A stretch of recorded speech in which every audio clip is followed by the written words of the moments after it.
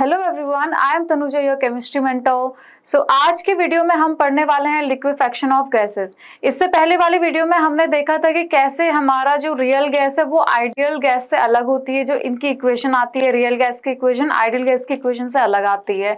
तो उसमें नए वो इक्वेशन क्या थी, P + n²A/v², V - NB = nRT, जहाँ पे A और B नए कांस्टेंट इंट्रोड्यूस हुए थे जिनको हम बोलते हैं वॉन डर वाल कांस्टेंट। और जो A होता है, A इज आपका वॉन डर वाल कांस्टेंट जो कि नेचर ऑफ गैस पे डिपेंड करता है और ये डायरेक्टली प्रोपोर्शनल होता है attraction force between gas molecules. जितना ज्यादा अट्रैक्शन फोर्स होगा उतना ज्यादा वैल्यू A की होगी। और जो B है वो साइज ऑफ द मॉलिक्यूल पे डिपेंड करता है। B आपका वॉन डर वाल कांस्टेंट है और ये भी गैस के नेचर पे डिपेंड करता है। इसके बाद हम देखते हैं आपका लिक्विफिकेशन ऑफ गैसेस या लिक्विफेक्शन ऑफ गैसेस। अब लिक्विफेक्शन ऑफ गैसेस कैसे होगा, देखिए हमारे पास दो तरीके की गैस होती है, एक है आइडियल गैस और एक है रियल गैस। अब आइडियल गैस में हमने ये पढ़ा है according to kinetic theory of gases कि there is no interaction between gaseous molecule, यानी कि there is no attraction as well as there is no repulsion. तो वो इंटरैक्ट ही नहीं करती हैं आपस में। अगर वो कोलिजन भी कर रही है तो जो उनका कोलिजन होता है वो इलास्टिक होता है, यानी कि वहां पे कंजर्वेशन ऑफ एनर्जी लगेगा, ना एनर्जी रिलीज होती है ना ही एब्जॉर्ब होती है। तो यानी कि जो केटीजी के अकॉर्डिंग आपका जो गैसियस मॉलिक्यूल है जब वो कोलॉइड करते हैं तो इलास्टिक कोलिजन होगा सबसे पहला, और दूसरा there is no interaction between gaseous molecules. तो इसके लिए हमें क्या पता चला कि if there is no interaction between gaseous molecule तो they can not be liquefied. तो हम क्या बोल सकते हैं, ideal gases can not be liquefied as there are no interaction between gaseous molecules।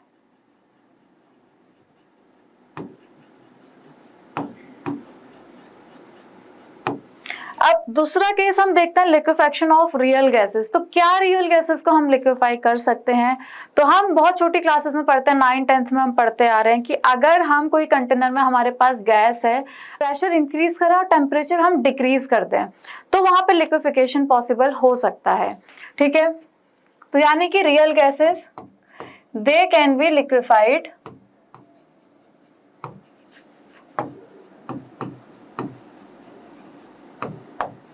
because they interact with each other।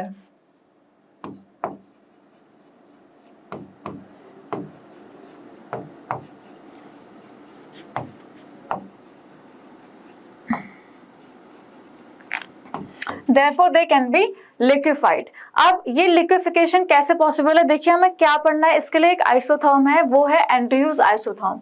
तो इसके लिए हमें पढ़ना है एंड्रयूज आइसोथर्म, जो हम किसके लिए पढ़ते हैं, जब गैस आपका लिक्विड में चेंज होती है उसके लिए हम पढ़ते हैं।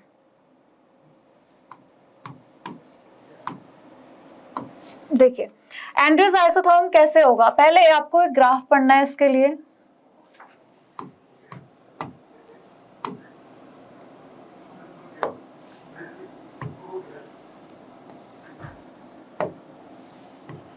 ये इस एक्सिस पे हम लेते हैं प्रेशर और इस एक्सिस पे हम लेते हैं वॉल्यूम। अब क्या होगा, इसने एक ग्राफ दिया था,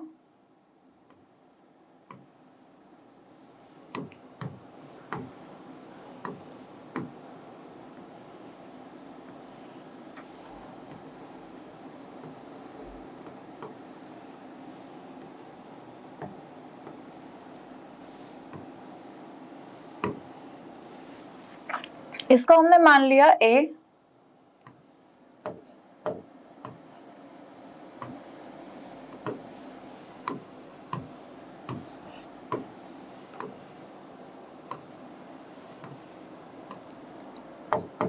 T1, T2, T3, T4, T5।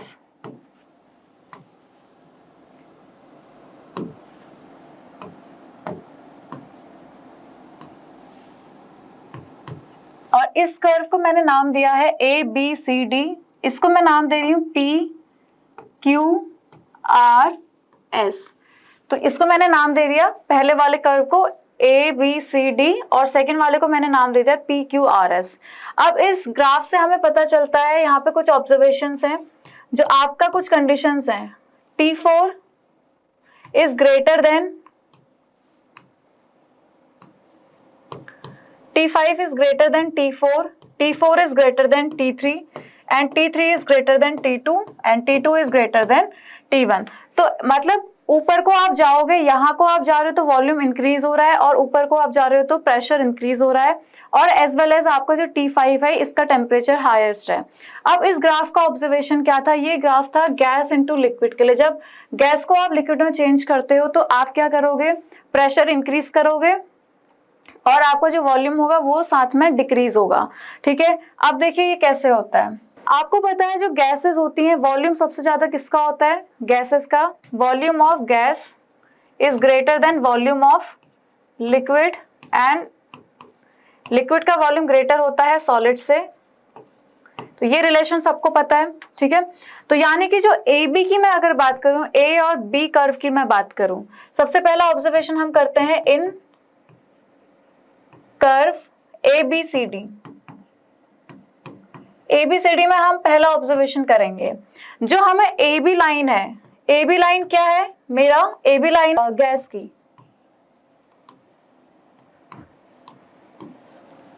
AB line जो है वो है गैस के लिए, वो गैस को रिप्रेजेंट करती है। जो CB लाइन है वो है किसके लिए, ये बता रहे हैं कि जितना लिक्विड गैस में कन्वर्ट हो रहा है उतना ही गैस भी लिक्विड में कन्वर्ट हो रहा है, यानी कि यहाँ पे गैस और लिक्विड इक्विलिब्रियम पे है। गैस और लिक्विड के बीच में यहाँ पे इक्विलिब्रियम स्टैब्लिश है। अब मैं CD की बात करूं, इसी कर्व में जो CD पॉइंट है वो बताता है आपका लिक्विड स्टेट, यानी कि अब लिक्विफिकेशन हो चुका है। अगर वो लिक्विड स्टेट बता रहा है तो इसका मतलब क्या है, लिक्विफिकेशन हो चुका है। अब मैं अगर पॉइंट बी की बात करूं, पॉइंट बी की मैं बात करूं तो पॉइंट बी क्या है, यहां पे लिक्विफिकेशन स्टार्ट हो रहा है,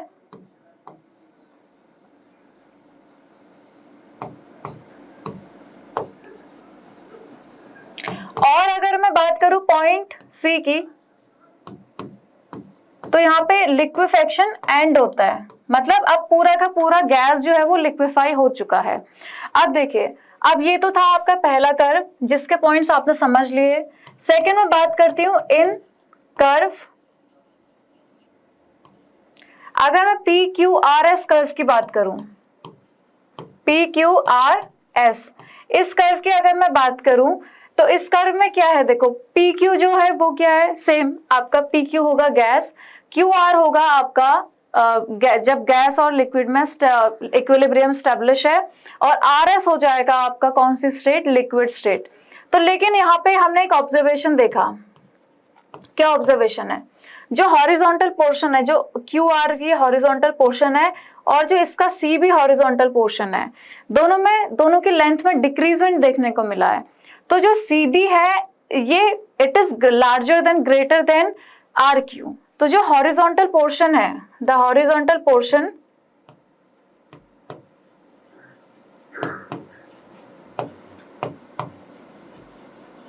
इज डिक्रीज्ड,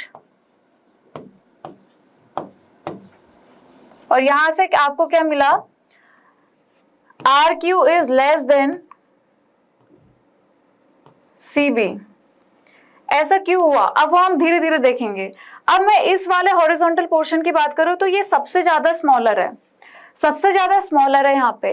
तो इन T3, अगर मैं T3 टेम्परेचर पे देखूं, T3 ये टेम्परेचर है, T3 ये T2 है, ये T1 है। तो अगर मैं T3 टेम्परेचर पे देखती हूं तो T3 टेम्परेचर पे क्या है, यहाँ पे जो लिक्विड स्टेट होती है ना वो आखिरी बार मिलती है, बहुत थोड़ी टाइम के लिए मिलती है और आखिरी बार मिलती है। इसके बाद अगर आप टेम्परेचर कितना ही बढ़ा लो, T4 T5 ये कर लो, तो आपका जो लिक्विफिकेशन होगा वो पॉसिबल नहीं हो पाएगा। तो आपको जिस पॉइंट पे लास्ट टाइम लिक्विड स्टेट मिलती है और जिस पॉइंट के बाद आप कितना भी प्रेशर इंक्रीज कर लीजिए आपको लिक्विड स्टेट नहीं मिलेगी, उस पॉइंट को बोला जाता है क्रिटिकल पॉइंट। ठीक है, तो ये वाला मैं इसको क्या बोल सकती हूँ, ये क्या है, यहाँ पे क्या अचीव हो चुका है आपको? अच्छा, आपको एक ग्राफ याद होगा बॉयल्स लॉ में, P और V के बीच में हाइपरबोला बनता है, तो ये वैसा ही ग्राफ है। तो ये क्या है? बॉयल्स ग्राफ से रिजेंबल करता है, या बॉयल्स लॉ। तो देखो यहाँ पे आइडियल गैस अचीव हो रही है आपको। तो क्रिटिकल पॉइंट के बाद, या क्रिटिकल पॉइंट एक ऐसा टेम्परेचर है या ऐसा पॉइंट है जहाँ पे जो रियल गैसेस हैं वो आइडियल की तरह बिहेव करने लग जाती हैं। और आप ऐसा बोल सकते हो कि क्रिटिकल पॉइंट के बाद आप टेम्परेचर कितना ही बढ़ा लो, आपको लिक्विड स्टेट पॉसिबल, मतलब आपको लिक्विड स्टेट नहीं मिल पाएगी। तो क्रिटिकल पॉइंट लास्ट पॉइंट है जहाँ पे आपको लिक्विड स्टेट मिलेगी। ठीक है, तो T3 को मैंने बोल दिया TC। TC इज आपका क्रिटिकल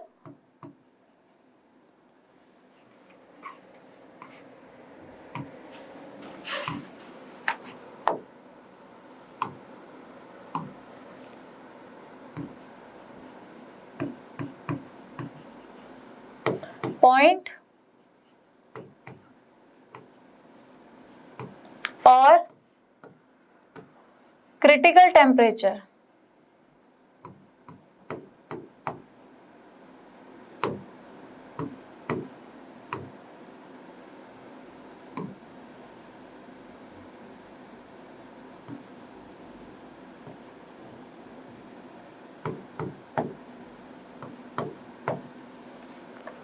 तो ये एक ऐसा पॉइंट है, आप ऐसा बोल सकते हो,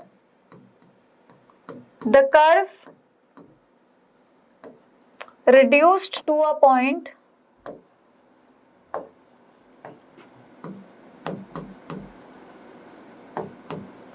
after which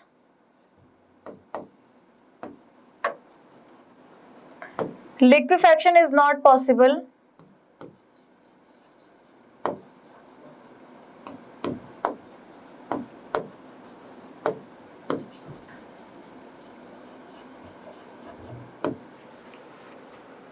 is called critical point।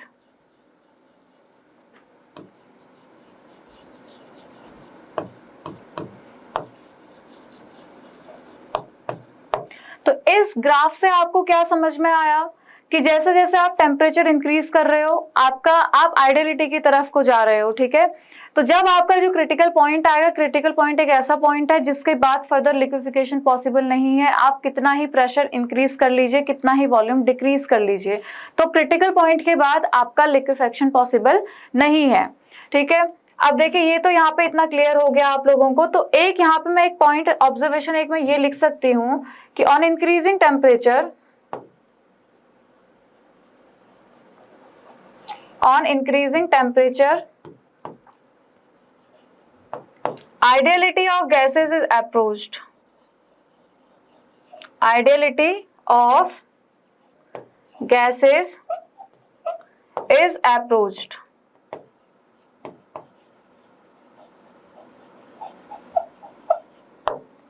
ठीक है, ये हम यहां से इस पॉइंट से ये कंक्लूड कर सकते हैं। तो इस ग्राफ से आप लोगों को समझ में आ गई काफी चीजें। चलिए, तो अब हम आगे थोड़ा पढ़ लेते हैं क्रिटिकल पॉइंट्स के बारे में। क्रिटिकल टेम्परेचर क्या है? The temperature above which gases can not be liquefied. अभी हमने इस ग्राफ में पढ़ लिया था कि कैसे, क्योंकि ये क्या है, सारी ये कौन सी स्टेट आ जाती है आपकी? Gaseous state.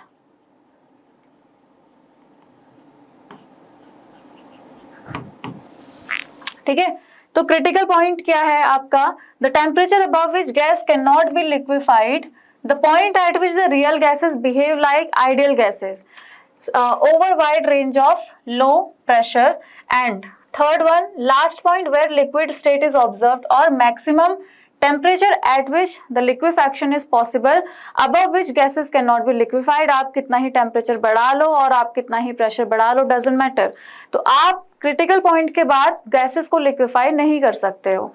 ठीक है, इसका फॉर्मूला होता है TC इज इक्वल टू, इसको रिप्रेजेंट किया जाता है TC से, TC is equal to 8A/27RB। ये इसका फॉर्मूला होता है। आप यहां पे लिख सकते हो where A and B are van der Waals constants।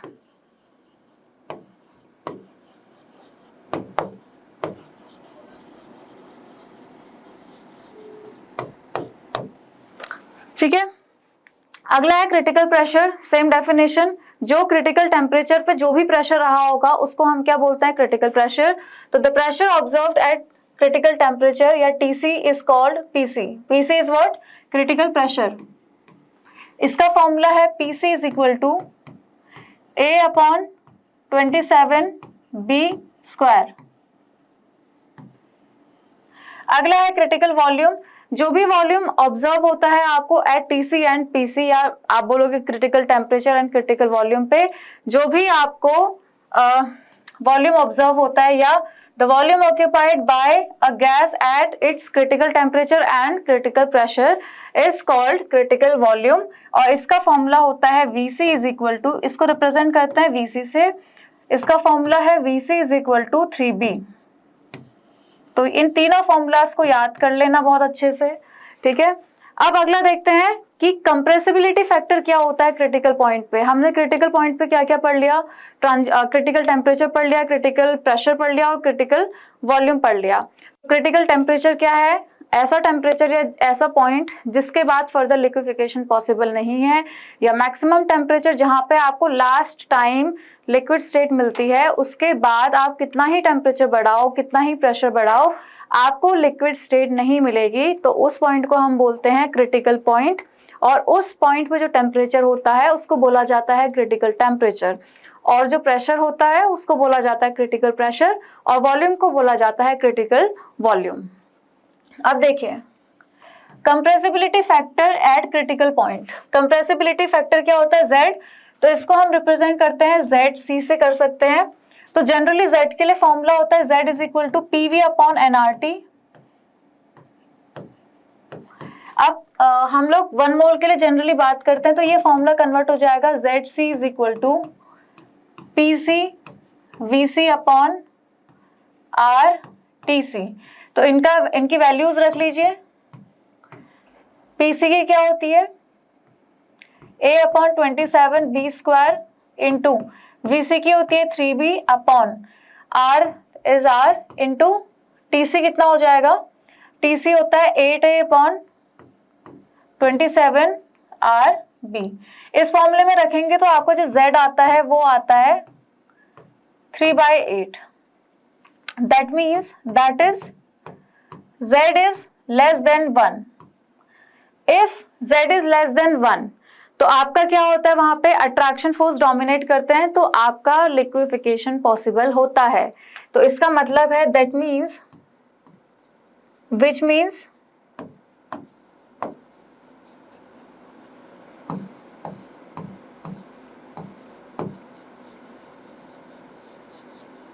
liquefaction is possible at critical point।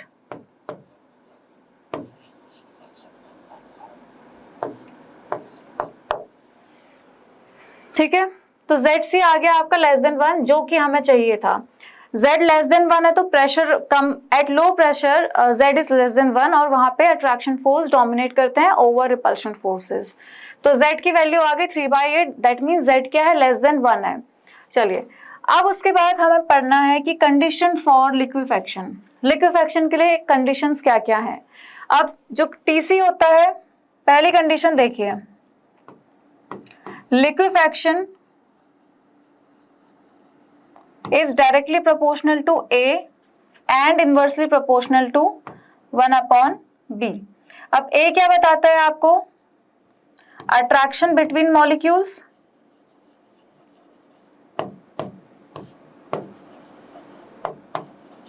तो मॉलिक्यूल के बीच में जितना ज्यादा अट्रैक्शन होगा उतना इजी हमारे लिए होगा उनको लिक्विफाई करना। तो ये तो आप बता सकते हैं ना, क्योंकि सॉलिड में सबसे ज्यादा अट्रैक्शन फोर्स होता है, फिर लिक्विड्स में, और सबसे कम अट्रैक्शन फोर्स होता है गैशियस मॉलिक्यूल्स में। तो अट्रैक्शन बिटवीन गैशियस मॉलिक्यूल्स या कोई भी मॉलिक्यूल में अट्रैक्शन को कौन बताता है, ए, और बी क्या बताता है आपका, साइज ऑफ मॉलिक्यूल, और it is size dependent.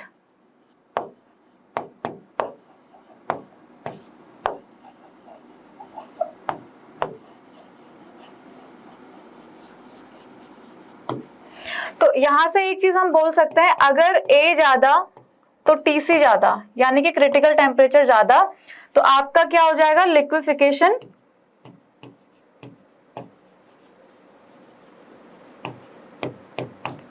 Easy हो जाएगा। ठीक है, अगर मेरा B कम तो TC ज्यादा, दैट मीन्स लिक्विफिकेशन क्या हो जाएगा, पॉसिबल होगा।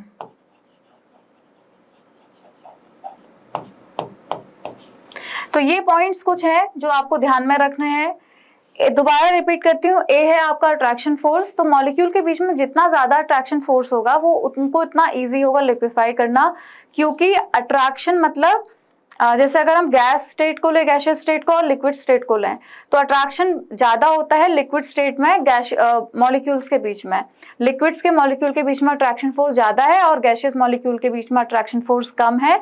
तो इसीलिए ए लिक्विड्स के लिए ज्यादा होता है और गैस के लिए कम होता है।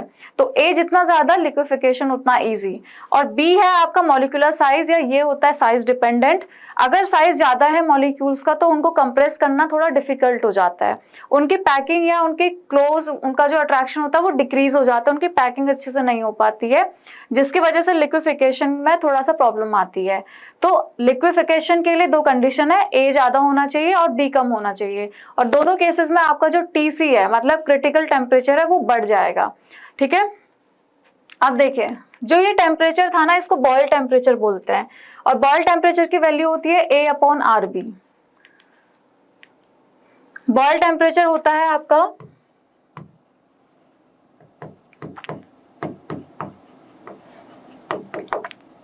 TB is equal to A/RB, और ये एक ऐसा टेम्परेचर होता है, temperature at which real gases behaves ideally.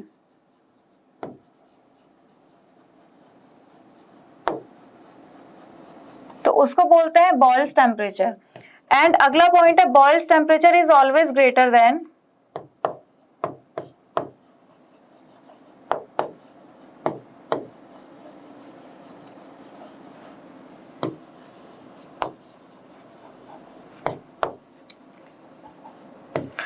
Critical temperature TC। ठीक है, तो ये कुछ पॉइंट्स है जो आपको ध्यान में रखने हैं।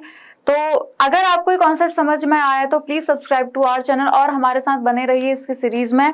नेक्स्ट लेक्चर में हम और सारे टॉपिक्स लेके आएंगे। तो thank you so much everyone, thank you so much and all the best for your exams.